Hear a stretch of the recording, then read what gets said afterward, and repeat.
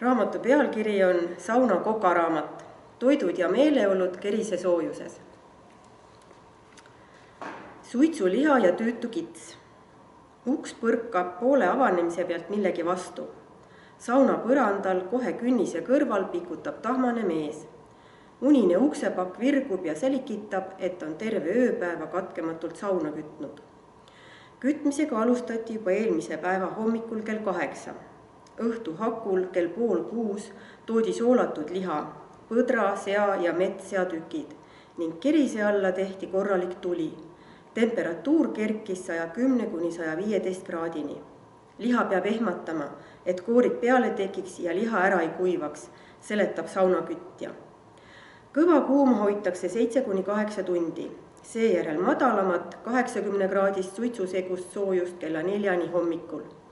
Kerise alla lükatakse lepapuud ja kütmise ajal suitsu saunast välja ei lasta.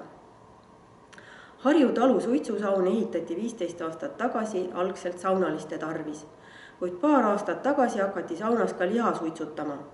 Hõredalt ja ilma mördita laotud keris laseb kivide vahelt kenasti suitsu ja sooja läbi ning parimatel aastatel on enne jõule saunalaes paarkümmend suitsulõhnalist jõulusinki rippumas.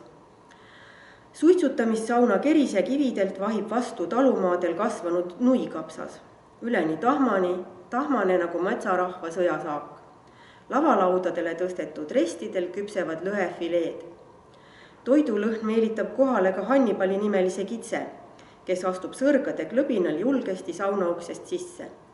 Hannibal peletatakse minema, aga loom on varsti jälle kohal ega saa sugugi aru, et ka talle leiduks parte peal ruumi, kus rippuda. Ja siin on ka mõned retseptid. Kuidas teha siis suitsuliha?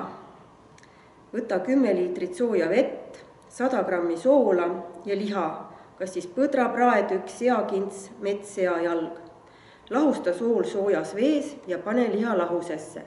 Lase jahedas 1–2 ööpäeva soolduda.